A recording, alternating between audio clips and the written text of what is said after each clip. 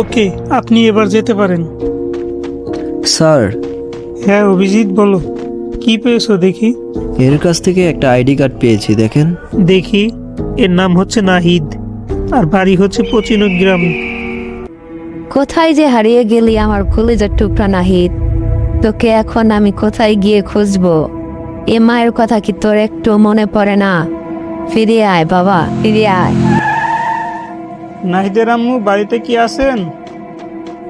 কারা আপনারা? আমরা সিআইডি থেকে আসছি, একটু নিচে আসেন।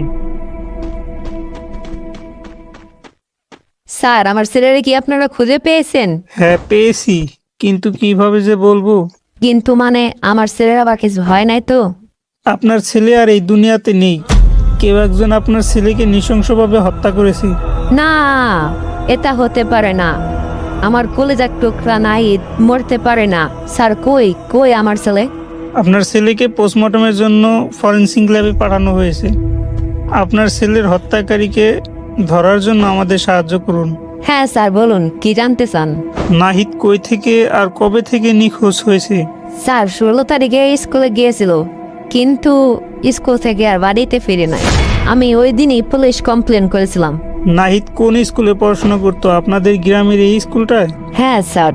ওকে অভিজিৎ, তুমি নাহিদের আম্মুকে নাহিদের কাছে নিয়ে যাও।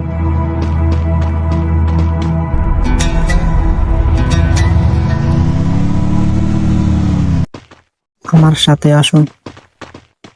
কি ডক্টর, কি জানতে পারলেন? ইনি কে দয়া? ইনি হচ্ছে নাহিদের আম্মু।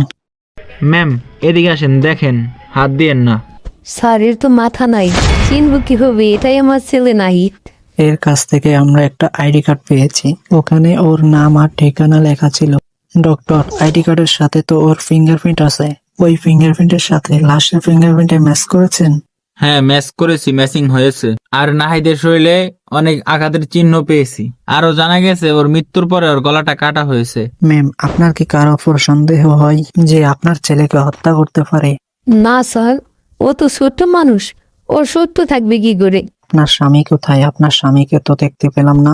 স্যার, ও তো গত 3 বছর আগে একটা অ্যাক্সিডেন্টে মারা গেছে। আপনার স্বামীর যদি কোনো শত্রু থেকে থাকে? স্যার, আমার জানা মতে আমার স্বামীর কোনো শত্রু ছিল না। স্যার, আমি তো অন্যের বাসায় কাজ করে সংসার চালাই, তাহলে আমাদের কি করে শত্রু থাকবে? তারপরেও যদি কিছু মনে পড়ে তাহলে বলবেন। আসসালামু আলাইকুম বন্ধুরা, তো তোমাদের কথাই দ্বিতীয় পার্ট নিয়ে আসলাম। এখন তৃতীয় পার্ট দেখতে চাইলে কমেন্ট করেন। আর আমার ইউটিউব চ্যানেলে কিন্তু ফুল ভিডিওটা আপলোড আছে, চাইলে ওখান থেকে দেখে আসতে পারেন।